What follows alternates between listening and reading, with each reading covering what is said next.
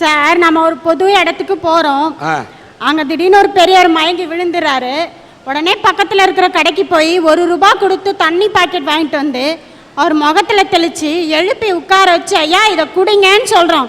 இவ்வளவுதான் மனிதாபிமானம். இதை செய்யறதுக்கு நம்ம நிறைய படிச்சிருக்கணும்னா இல்ல பெரிய பணக்காரா இருக்கணுங்கிற அவசியமே இல்லை. நல்ல மனசு இருந்தாலே போதும். இன்னைக்கு எத்தனை பேருக்கு இங்கே அப்படிப்பட்ட மனசு இருக்குது?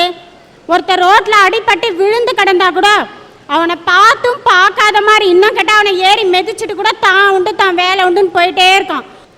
டிசம்பர் 26, 2004 சுனாமியை இங்கே இருக்கிறவங்க அத்தனை பேரும் பேப்பர்ல டிவியில பார்த்து தான் அழுதுருப்பீங்க. ஆனா நேரடியா பார்த்து பயந்து அதனால பாதிக்கப்பட்டு இன்னைக்கு உங்க முன்னாடி நான் வந்து நிக்கிறேன். அப்ப என்னுடைய முதல் குழந்தைக்கு 4 வயசு, 2வது குழந்தை வயிற்றுல 8 மாசம். ஞாயிற்றுக்கிழமை காலையிலே என் பிள்ளைக்கு இட்லி ஊட்டிட்டு இருக்க திடீர்னு ஒரு சத்தம். ஐயோ என் சொத்து போதே, என் போட்டு போதே, நான் எப்படி வாழ போறேன்னு இல்லை, கடல் தண்ணி வந்து ஊர் முழுக்க நிரம்பிடுச்சே, நம்ம உயிரோட இருப்போமா, நம்ம இனமே அழிய போகுதே, எல்லாரும் ஓடுங்கன்னு கத்துனாங்க. இந்த குரல் கேட்டு என் 4 வயசு பையன் என்னை இறுக்கி பிடிச்சிக்கிட்டான்.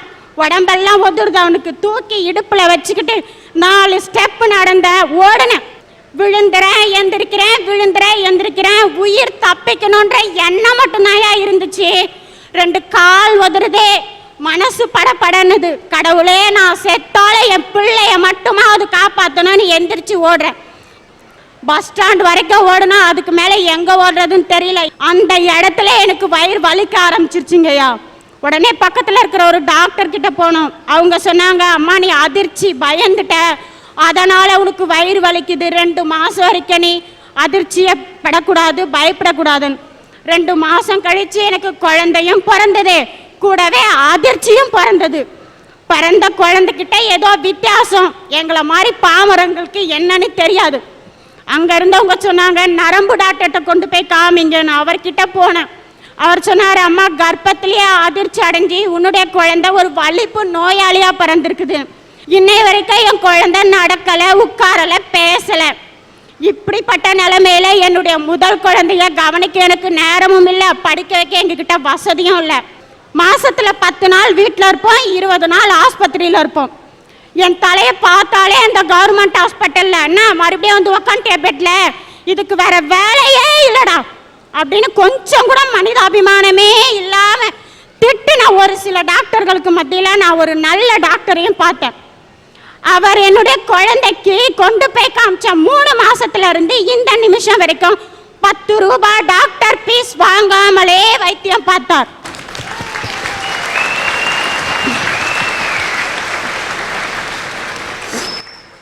ஐயா, இப்படி இதை ஏன் உங்ககிட்ட சொல்றேன் தெரியுமா? இப்படிப்பட்ட கஷ்டத்துல எங்க குழந்தைய நாங்க வளர்க்குறோம். ஆனா இந்த சமுதாயத்துல நீங்க பாக்குற பார்வை என்ன தெரியுங்களா?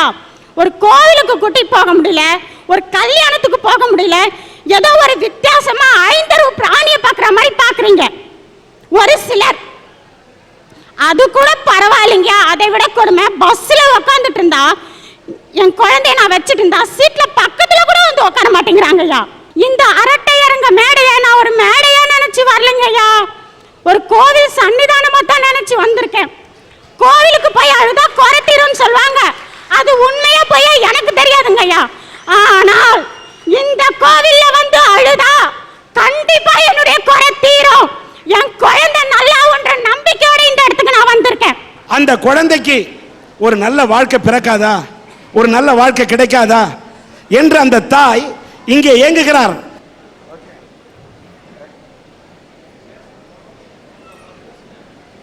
நல்ல கருணை உள்ளம் படைத்தவர்கள் இந்த ஏழை தாயின், இந்த ஏழை குடும்பத்தில் அவங்களோட ஊர் பேர் சொன்னாங்க மரக்காணம். ஊர் வேணா மரக்காணமா இருக்கலாம், இதை பார்த்து கொண்டிருக்கக்கூடிய எங்கள் உள்ளம் மரக்கட்ட இல்லை என்று மனித நேயத்தோடு புறப்பட்டு வந்து வாரி வழங்கக்கூடிய நல்ல உள்ளங்களும் இருக்கிறார்கள். நம்ம திருவண்ணாமலையுடைய நகரமன்றத்தின் தலைவர் நம்முடைய ஸ்ரீதர் ₹10,000 அந்த குழந்தையுடைய உடலுடைய இதுக்காக இங்க கொடுக்கிறார்.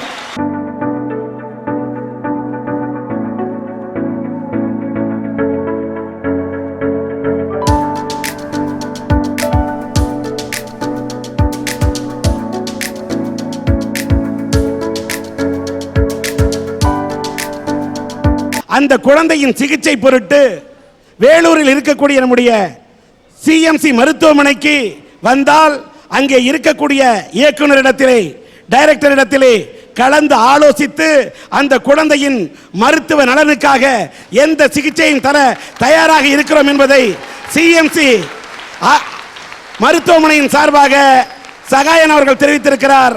அவருக்கு சன் டிவியின் அரட்டை அரங்கத்தின் சார்பிலும் உங்கள் சார்பிலும் மனமார்ந்த நன்றியை தெரிவித்துக் கொள்கின்றோம். வள்ளுவரே சொல்லியிருக்காரு சார், பொய்மையும் வாய்மை இடத்து புரை தீர்ந்த நன்மை பயக்கும் எனின். நல்ல விஷயத்துக்காக பொய் சொல்லலாம் சார், தப்பே இல்லை. நல்ல விஷயத்துக்காக சொல்ற ஒரு பொய் 100 மெய்க்கு சமம்னு சொல்லியிருக்காரு. ஒருத்தன் பொய் சொல்றானா அதுக்கு நிறைய காரணம் சொல்லுவான். நான் நல்லதுக்காக சொன்னேன், இந்த விஷயம் கெட்டது விஷயம், இது நடக்க கூடாதுன்றதுக்காக சொன்னேன், என்னோட சந்தர்ப்ப சூழ்நிலைக்காக சொன்னேன். ஆனா சில பேர் இருக்கான் பாருங்க, பொய் பேசுறதையே வாழ்க்கையா வச்சுட்டு இருக்கான் சார். இப்போ ஒரு பொண்ணை ஒரு மாப்பிள்ளை வீட்டுல பாத்துட்டு போறாங்கன்னா என்ன சார் செய்வாங்க?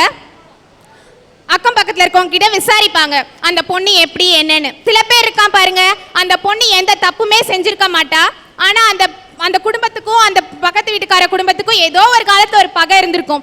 அந்த பகையை மனசுல வச்சுட்டு அவன் சொல்வான் பாருங்க, அந்த பொண்ணு கேரக்டர் சரியில்லை, அந்த பொண்ணு வீட்டுக்கே 10 மணிக்கு தான் வரும், அந்த பொண்ணு அங்க பார்த்தேன் இங்க பார்த்தேன்னு அந்த பொண்ணை பத்தி ஒரே பொய்யா சொல்வான் சார்.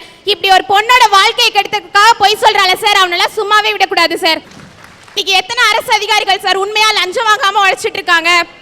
வெளியில ரொம்ப பெருசா போர்டு மாட்டிருப்பாங்க, இங்க லஞ்சம் வாங்க கூடாது, இங்க லஞ்சம் கொடுக்க கூடாதுன்னு. ஆனா அந்த போர்டுக்கும் அங்க இருக்க அதிகாரிக்கும் எந்த சம்பந்தமுமே இருக்காது.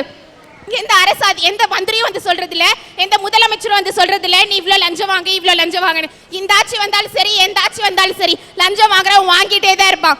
இந்த மாதிரி லஞ்சம் வாங்கி ஏமாத்த ஒரு சில அரசு அதிகாரிகளை நாடு கடத்தணும். இந்த லஞ்சம் வாங்கக்கூடிய அதிகாரிகள் எந்த ஆட்சி வந்தாலும் அவர்கள் வாங்குகிறார்கள் சொன்னீங்களா, இது உண்மை. ஆட்சியாளர் எந்த அவங்களுக்கு வரமுறையே கிடையாது. லஞ்சம் வாங்கக்கூடிய அதிகாரிகள் இருக்கிறாங்கன்னா அது அரசின் குற்றம் அல்ல. இந்த அதிகாரிகள் திருந்தாதவரை இந்த நாடு எப்படி திருந்தும்? அதிகாரி லஞ்சம் வாங்குகிறார், கொடுப்பது யார் குற்றம்? கொடுக்கக்கூடிய மக்களோட குற்றம். சொல்லுங்க. கலப்படம் அப்படின்னு பாத்தீங்கன்னா மருந்து மாத்திரையில கூட கலப்படம் பண்றான் சார். ஒரு கெமிக்கலையே யூஸ் பண்ணி அந்த எக்ஸ்பைரி டேட்டையே அழிச்சு விற்கிறான் போலித்தனமா. இப்படி கலப்படம் செய்யறதுனால எத்தனை உயிர்கள் பலியாகுது, எத்தனை பாமர மக்கள் பாதிக்கப்படுறாங்கன்றது எனக்கு தெரியதில்லை. இந்த மாதிரி கலப்படம் பண்றவங்க எல்லாம் நாடு கடத்தணும்னு சொல்றேன் சார். இந்த மருந்துல போலியை தயார் பண்றாங்களே, அந்த போலி மருந்தை தயார் செய்யக்கூடியவர்களுக்கு அவங்களுக்கு பொண்டாட்டி இல்ல, புள்ள குட்டி இல்ல, இவ்வளவு கொடிய போலி மருந்தை தயாரிக்கிறோமே ஏன் உங்க சிந்திக்கல? உங்கள் மனைவி மக்களுக்கு ஒரு வேளை ஒரு விபத்து நடந்து அவர்கள் குத்துயிருமாக குறையுருமாக இரத்த வெள்ளத்திலே கிடக்கும் போது வேறொரு மருத்துவர் ஒரு மருந்தை எழுதி கொடுக்கலாம். அப்பொழுது எந்த போலி மருந்தை நீ தயார் செய்தாயோ அதே போலி மருந்து உன் மனைவிக்கு கொடுக்கப்பட்டால், உன் குழந்தைக்கு கொடுக்கப்பட்டால் அந்த குழந்தையின் உயிர் என்ன? உன் மனைவியின் நிலை என்ன? போலி மருந்து செய்யக்கூடியவர்களே, கலப்படத்தை கலக்கக்கூடியவர்களே எண்ணி பார்க்கணும். அண்ணே, காலையில் சூரியன் உதிச்சதும் எல்லா குடும்ப பெண்களும் அட்டெண்டன்ஸ் போடுறாங்க. வேலைக்கு போகிற பெண்கள் தானே அட்டெண்டன்ஸ் போடுவாங்க. இது என்ன குடும்ப பெண்கள் அட்டெண்டன்ஸ் போடுறாங்கன்னு சொல்றீங்களா? அவங்க வாசல்ல போடுற அந்த கோலத்தை தாங்க நான் சொன்னேன். சரிம்மா, நான் இன்னைக்கு ரொம்ப நல்லா இருக்கேன், என் வீட்டு வேலையெல்லாம் செய்ய ஆரம்பிச்சுட்டேன்னு சிம்பாலிக்காக சொல்கிறது தாங்க அந்த கோலம். ஆனால் நான் காலையில் கண்ணு முழிச்ச உடனே என்ன தெரியுங்களா நினைப்பேன், இன்னைக்கு மகளிர் காவல் நிலையத்திலேருந்து போலீஸ் என் வீட்டை கதவை தட்டுமா, இல்லை இன்னைக்கு என் டிவிஷன் போலீஸ் ஸ்டேஷன்லேருந்து போலீஸ்காரர் வருவாரா, கோர்ட்டுலேருந்து சம்மன் வருமா, இல்லை எங்கன்னா எஸ்பி ஆஃபீஸ் டிஎஸ்பி ஆஃபீஸில் இருந்து என்கொயரி வருமா. இப்படி தாங்க நான் காலையில் கண்ணு முழிப்பேன். இப்படிப்பட்ட சூழ்நிலையில் வாழ்ந்துட்டு இருக்கிற என்னை இங்கே கூட்டிகிட்டு நாடு கடத்துன்னு நீங்கள் சொல்லி இருக்கிறீங்க. ஆனால் நான் யாரையும் நாடு கடத்த போகிறதில்ல. அண்ணே, நானும் டீச்சர், ஓகே, எங்கள் அம்மாவும் டீச்சர், ஓகே. எங்கள் அப்பாங்க இன்னொரு பெண்ணுக்கு வாழ்க்கை கொடுக்கணுங்கிறதுக்காக எங்கள் அம்மாவை வாழை வெட்டியாக ஆக்கிட்டு வெளியில் போயிட்டார். எங்கள் அம்மா நெருப்பாக இருந்து பொறுப்பாக என்னையும் எங்கள் அண்ணனையும் வளர்த்துனாங்க, படிக்க வச்சாங்க. எனக்கு கல்யாணம் பண்ணணுங்கிற ஸ்டேஜ் வரும்போது வேலை வெட்டி இல்லாமல் வீணாக சுற்றி திரிகிற ஒரு இளைஞர், நான் இந்த பொண்ணை கல்யாணம் பண்ணிக்கிறேன் அத்தைன்னு வந்தார். கல்யாணம் பண்ணிக்கிட்டு நான் போன அன்னைக்கு நல்ல மழை. அந்த வீட்டுக்குள்ளே போய் நான் பார்த்தா 4 குட்டிச்சவருக்கு மேலே 4 கூரை இருந்தது. கொடையை பிடிச்சிக்கிட்டு மூளையில் உட்காந்துட்டு இருந்தேன். 10 ஏக்கரா நிலம் இருக்குங்கிறாங்களே, இந்த மாதிரி ஒரு வீட்டில் இருக்கீங்களே மாமா என்னான்னு கேட்டேன். 10 ஏக்கரா நிலம் இருக்குன்னு யார் சொன்னது? எனக்கு 1 ஏக்கரா தான் இருக்குது, 7 பேருக்கு பாகம்னாரு. நான் படித்து ஒரு வேலைக்கு போகிறதுக்கு ரெடியாக இருந்ததுனால சாப்பாட்டுக்கே ரொம்ப கஷ்டம், சொல்லக்கூடாது. ரொம்ப கஷ்டப்பட்டேன். அம்மா வீட்டில் போய் நான் சொல்லி அவங்க வீட்டில் இருந்து காசு வாங்கி தாங்க நான் சாப்பிட்டுட்டு இருந்தேன். அப்போ எனக்கு வேலை கிடச்சிது. ஆஹா, இனிமேல் சாப்பாட்டுக்கு கஷ்டம் இல்லைன்னு நினச்சேன். அப்போ நான் வந்து தாய்மையும் அடைஞ்சேன். 2 குழந்தைய வயிற்றில் சுமந்துட்டு இருந்தேங்க. 1 மாதம் கத்தி நான் கையில் சம்பள கவரை வாங்கி இப்படி பிடிச்சிக்கிட்டேன். 1 மாதம் கத்தியிருக்கோம் நம்ம உழைப்பு, இதில் கொஞ்சம் காசு எடுத்து, அதிகமாக இல்லைங்க, கர்ப்பிணி பெண்ணுங்களுக்கே உள்ள ஆசை, ஒரு 1,000 ரூபாய்க்கு விபூதி பாக்கெட் வாங்கி சாப்பிட்லான்னு நினச்சேன். அப்புறமா யோசித்தேன், அவர் வேலைக்கு போகல, சம்பாதிக்கல, இந்த காசை நான் அவரை கேட்காம எடுத்து நான் செலவு பண்ணிட்டேன்னா ஒரு இன்ஃபீரியாரிட்டி காம்ப்ளெக்ஸுங்கிறது ஒன்று வந்து இந்த குடும்பம் குட்டிச்சேர ஆகிட்டா என்ன பண்ணுறது அப்படின்னு அந்த கவரை கொண்டு போய் பக்கத்தில் இந்த மாரியம்மன் கோயிலில் வச்சு சாமி கும்பிட்டு பூசாரி கொடுக்குற விபூதியை வாங்கி வாயில் போட்டுக்கிட்டு அந்த கவரை கொண்டு வந்து கொடுத்தேங்க. 1 வருஷம் இல்லை, 2 வருஷம் இல்லை, 10 வருஷம் கொடுத்தேன். 1 முழம் பூ வாங்கிறதா இருந்தாலும் அவர் முகத்தை பார்த்து அவர் வாங்கி கொடுத்தாதான் நான் தலையில் வச்சுப்பேன். அப்படி தான் வாழ்ந்தேன். அப்போ தாங்க என் வாழ்க்கையில் ஒரு பெரிய திருப்புமுனை வந்தது. ஒரு மனுஷனை தெரிஞ்சுக்கணுன்னா ஒன்று பணத்தை கொடுக்கணும், இல்லை பதவியை கொடுக்கணும்பாங்க. நான் பணத்தை கொடுத்து அவரை தெரிஞ்சுக்கிட்டேன். எங்கள் அம்மா ஹார்ட் பேஷண்ட்டு, அவங்க ரிட்டையர்மெண்ட் ஆனாங்க. எந்த கஷ்டத்தையும் போய் அவங்கக்கிட்ட சொல்லக்கூடாது, சொல்லிட்டு இவர்கிட்டேருந்து நம்ம போயிட்டோன்னா வாழா வெட்டி ப்ளஸ் இன்னொரு வாழா வெட்டியா அப்படின்னு நினச்சிட்டு இருந்தேன். நீ 4 லட்சம் போய் அவர்கிட்ட வாங்கிட்டு வரலன்னா நீ அதே லிஸ்ட்டில் தான் போய் சேருவ, போய் வாங்கிட்டு வான்னாரு. ஓடுனேன். எங்கள் அண்ணன், நீங்கள் எத்தனையோ படத்தில் நீங்கள் நடித்து காமிச்சிருக்கீங்க, நான் பாசத்தில் அப்படியே நெகிழ்ந்து போய் சொல்கிறேன், என்ன மாதிரி ஒரு அண்ணன் இருக்கிறதுனால தான் இன்றைக்கி சமுதாயத்தில் வாழா வெட்டிகள்லாம் உயிரோடையே இருக்காங்க. அத்தனை பணத்தையும் அப்படியே எங்கள் அம்மா ரிட்டையர்மெண்ட் பணம் 4 லட்ச ரூபாய் 3,85,000 மஞ்சள் பையில் போட்டு அப்படியே கொடுத்தாரு.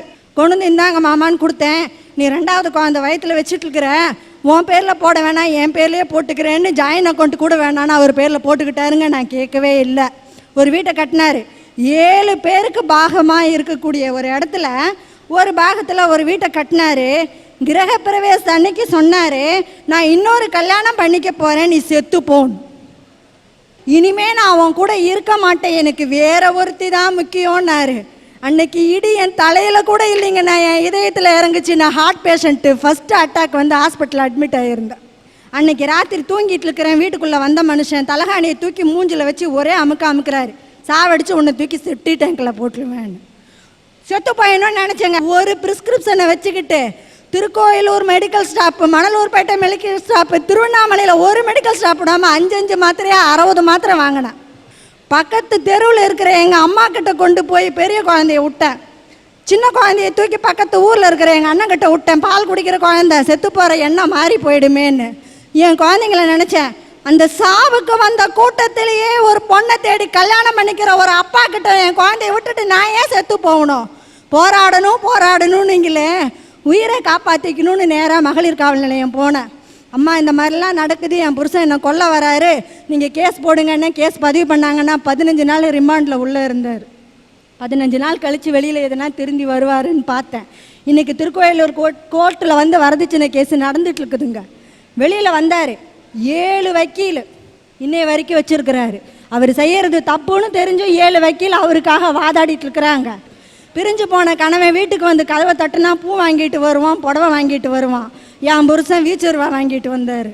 கேட்டை தாள் போட்டுட்டு உள்ள குழந்தைங்களை வச்சுட்டு இருக்கிறேன். இங்கேருந்து அடித்தாருங்க, தலையில் அடிபட்டுச்சு, மூளையில் அடிபட்டுருச்சு. இன்றைக்கி நான் ஒரு வலிப்பு நோயாளி. போராடுங்கிறீங்க, பொங்கி எழுங்கிறீங்க. எத்தனை பேர் அதனால் பாதிக்கப்படுறாங்க தெரியுங்களோ? அவர் தப்பு பண்ணார், நான் கேஸ் போட்டேன். எப்படி என் கையில் செங்கோலை கொடுத்துருக்குறீங்களோ அந்த மாதிரி என் மனசுக்குள்ளே ஒரு துலாக்கோலை வச்சேன். கட்டின கணவனே தப்பு பண்ணாலும் சட்டப்படி அவர் தண்டனையை அனுபவிக்கணும்னு நான் கோர்ட்டுக்கு போனேன். என் குழந்தைங்க என்னங்க பண்ணுச்சு? அந்த குழந்தைங்களுக்கு இந்த சமுதாயம் கொடுக்குற பட்டம் என்ன தெரியுமா? ஜெயிலுக்கு போயிட்டு வந்தவன் புள்ள. எங்கள் அம்மா வயசான காலத்தில் எல்லா பொருளையும் இழந்துட்டு இன்றைக்கி மணலூர்பேட்டை ஸ்டேஷனில் போய் என்கொயரிக்கு நிற்கிறாங்க அவர் கொடுத்த பொய் வழக்குனால.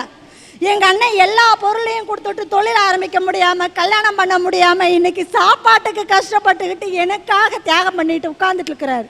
அவர் மேலே இது வரைக்கும் 4-5 கேஸ் கொலை பண்ண வரான்னு கொடுத்துருக்குறாரு. இன்னைக்கு நான் டிஸ்ட்ரிக்ட் போலீஸ் ஸ்டேஷனில் போய் நின்னேன்னா அங்கே இருந்த ஏடிஎஸ்பி என்னை கூப்பிட்டு உட்கார வச்சு, அம்மாவும் என் பொண்ணு மாதிரி இருக்கிறமா, நீ சம்பாதிக்கிற வேலைக்கு போகிற, ஒரு நல்ல கனவு அமையாமல் இவ்வளவு பிரச்சனையை சந்திச்சியேன்னு கேட்டார். ஆனால் நானும் ஒரு 2 காக்கி சட்டையை பார்த்தேங்க. ஒரு காக்கி சட்டை என் கணவனுக்கு சப்போர்ட் பண்ணிட்டு என்ன கேட்குறாரு, நீ பெரிய இவளா, நீ போயிட்டு மகளிர் மன்றத்தில் கேஸ் போடுறியே, கணவனை விட்டுட்டு நீ வெளியில் போயிட்டு என்னாடி பண்ண போகிறேன்னு கேட்குறாரு. இன்னொரு காக்கி சட்டை கேட்குறாரு, மகளிர் மன்றத்தில் கேஸ் கொடுத்துட்டீங்கன்னா நீ பெரிய ஆளான்னு. பக்கத்தில் இருந்த ஒரு கான்ஸ்டபிள் அம்மா சொல்கிறாங்க, இவங்க மேடை பேச்சாளருங்க, அவர் சொல்கிறாரு, மேடை போட்டு என்னை பற்றி சொல்லுவியாடின்னாரு. இன்னைக்கு உலகத்துக்கே சொல்லிக்கிட்டு இருக்கிறேங்க.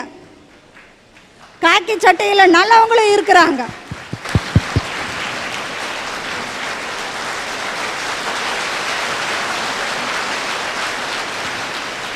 இப்படி இருக்கிற இந்த சமுதாயத்தில் நான் பொண்ணா பிறந்தது பாவமா, இல்லை எங்கள் அப்பா என்னை விட்டுட்டு போனது பாவமா, படித்தது பாவமா, வேலைக்கு போனது பாவமா, இல்லை போராடணும் அப்படின்னு நான் சட்டத்தை கையில் எடுத்தது பாவமா? இந்த அரட்டை அரங்கத்துக்கு என் பிள்ளைங்களும் என் சகோதரனும் வந்திருக்கிறாங்க.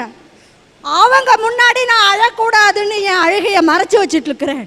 என்னை அழ வைக்கணும்னு பார்க்காதீங்க, நிச்சயமாக அழமாட்டேன், போராடுவேன்.